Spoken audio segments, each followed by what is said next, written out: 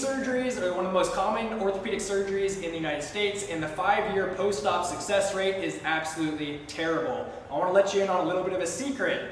There are other options outside of drugs and surgery, and I'm going to show you one of the best options for you. My name is Dr. Jordan Fairley. I am here with Dr. Dyllon Mon, who is in our office with us. Dyllon just got done with a 10-mile run over the weekend, and then yesterday, 2 days after that run, he had a sudden flare-up of his knee in which he's having extreme pain with any type of extension, so straightening out his leg and any type of weight-bearing activities, including walking and squatting. So we're going to do an assessment of his knee and see if we can start to help him improve his knee function.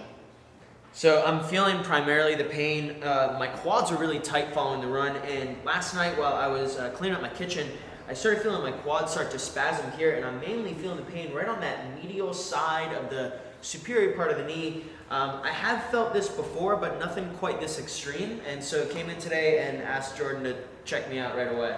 Cool, so let's have you first facing this way. I want to see how he's squatting first, as it's a general function to see how his pelvis and knees are moving. So if we look at him first here, his legs are shoulder width apart. I'll have you go down into a squat. First thing I notice, you see how his hips start to translate over to the left, and he flares his leg out to the right. Can I have you do that one more time?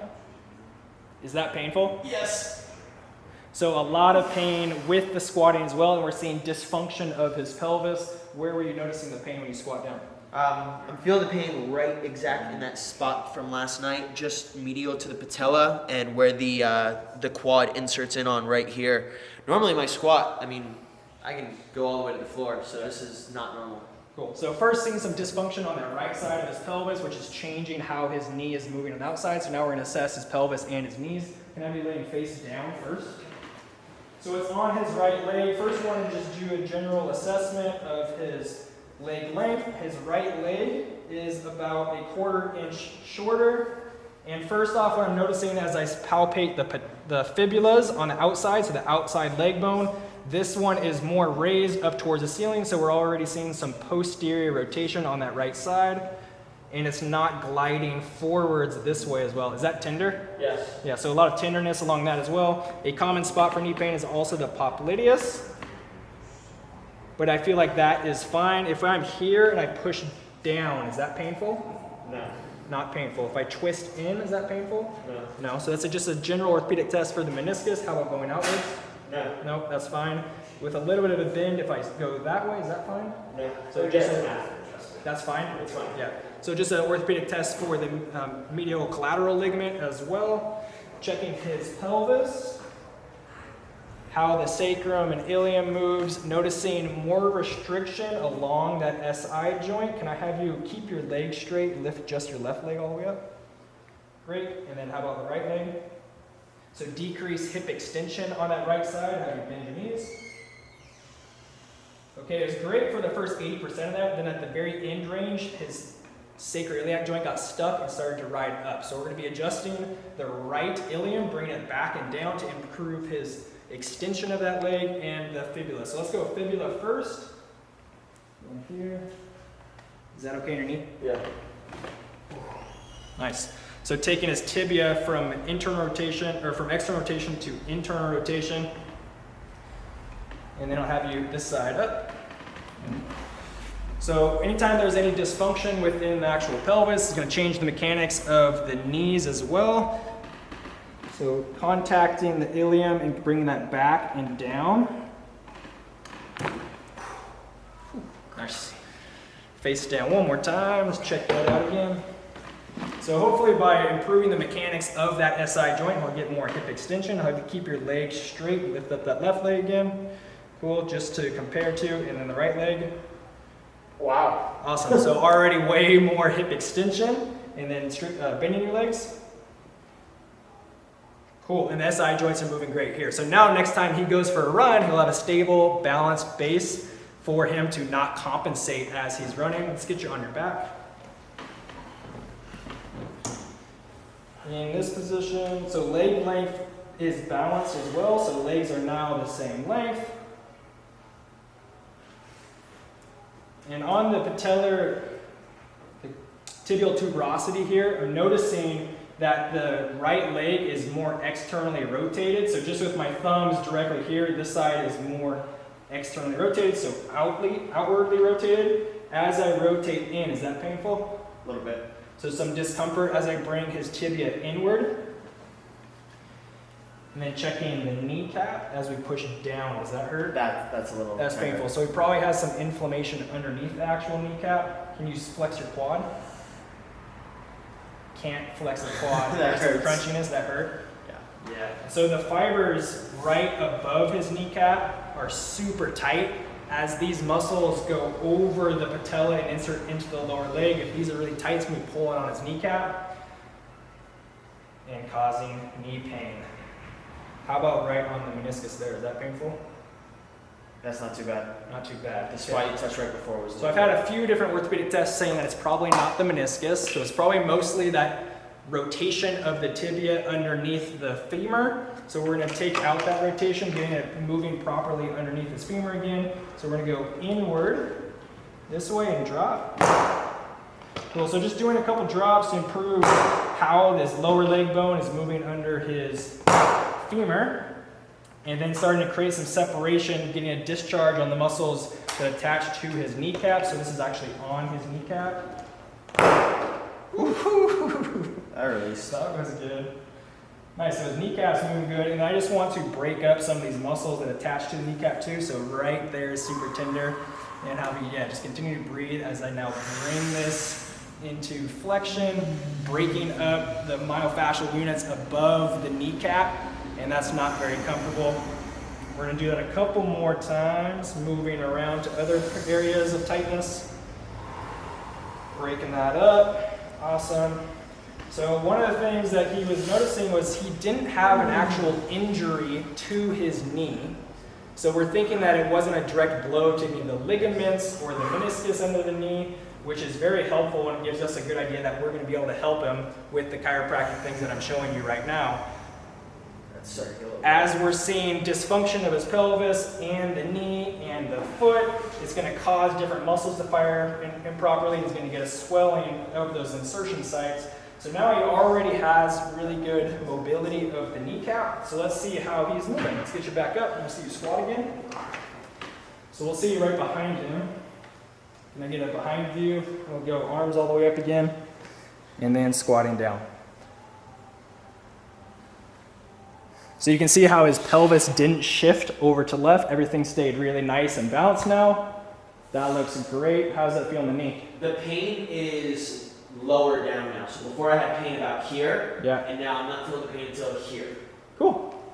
Sweet. So his mechanics of his actual squat is better. His knee is rotating better. He still has some pain, but it's further down through that range of motion. And this is not something I would expect to be all of a sudden in a miracle adjustment where he comes in excruciating pain and now he's 100% better. So this is something that we're going to see him over time. So we're going to do a special case with this. We're actually going to do a follow-up in a couple days, and we're going to do all of this reassessment again and start to see how he progresses over multiple visits. And we are back, and yes, we did get a couple really good looking haircuts over the last week. It's been about a week since we shot that last video, and we want to check in again. How is your knee doing after we adjusted you last week? Dude, so much better. Whenever I feel stuff in my body, I'm reminded by how much I love chiropractic, because I was feeling huge gains even just the next day after the adjustment. I'm really excited for my second adjustment since last week, but I'm feeling a lot better, man. How is the actual knee pain? The knee pain's totally gone at this point. And I'm feeling like I'm back in my body. I even have done a 6-mile run since then, and I'm going to do 10 miles on Saturday. Nice. So he's actually ran, and he's not having the same knee pain, but we also know that pain is not a very good indicator of health. So we're still going to check him out now a week later and see if we're seeing or noticing any dysfunction within his knee joint and his actual pelvis that we noticed and adjusted last week. So let's first get you laying on your back. We're going to check his knee first. So if you remember, what we noticed before was he was having decreased internal rotation with his tibia. So we're checking here, and his tibia is still rotating inward really nicely. And when that rotation is proper under the femur, we're gonna have nice healthy joints within where the meniscus are between those two bones. Just comparing Yes, that side's good. Wanted to check the patella. You notice we had decreased patella movement before, and we did an adjustment going down that direction, which it's actually still really crunchy. So I'm gonna be doing one more drop on. All right, so we noticed some crunchiness on his patella. So we're just gonna use this little drop piece to guide more motion of the patella through its restricted endpoint right there. That hurt so bad last week. So that hurt really bad last week, and you remember he had those tight, tender fibers above the kneecap, which all of those still seem really nice and relaxed. Cool, so his patella's moving good, tibia is rotating well. Let's get you going on your stomach. We'll check his pelvis. So what we adjusted last time, he had a short right leg. Yeah. So it's been a week, and we are still noticing a shorter right leg. The movement is still getting somewhat restricted through that right SI joint. So we'll go here. Can I have you bend your knees? Right SI joint is moving superiorly. Left is staying put. Go back down, lifting just your left leg as high as you can. Great hip extension and right side. So still some decreased hip extension on that side too. So even though he doesn't have the knee pain anymore, we're still noticing a dysfunction in his pelvis, which is what we were thinking was leading to the knee pain in the first place when he was on the run. So we're just gonna adjust this right side. Can I go this side up? Going here. Awesome. So I think it's really good to note that he didn't have an actual injury to his knee. Right there. Woohoo, beautiful. Let's go face down again. So he didn't have an injury to his knee, but he had knee pain after a 10-mile run. And so if there's any sort of imbalance in the pelvis, any sort of unleveling or restriction in the actual movement, it has to compensate somewhere. And so the knee is a very common place for that to happen. We can check leg length now. Awesome, legs are even. Have you bend your legs? The PSIS of that SI joint is staying put. Cool, going back down and raising right leg all the way up. Awesome, improved hip extension, just like that. It's a miracle. Let's get you standing up. Let's check your squat again. So if you remember in that first video, he had dysfunction of his pelvis swaying and he had knee pain going all the way down. Beautiful, one more time for the fans at home. Awesome, so his full range of motion going below parallel, did that cause pain in your knee? Not at all. Nope, going all the way down. Beautiful, one more time for the fans at home. Pain in his knee. So this is something that we want to do a follow-up a week later to see, are you still having some of that dysfunction in his pelvis?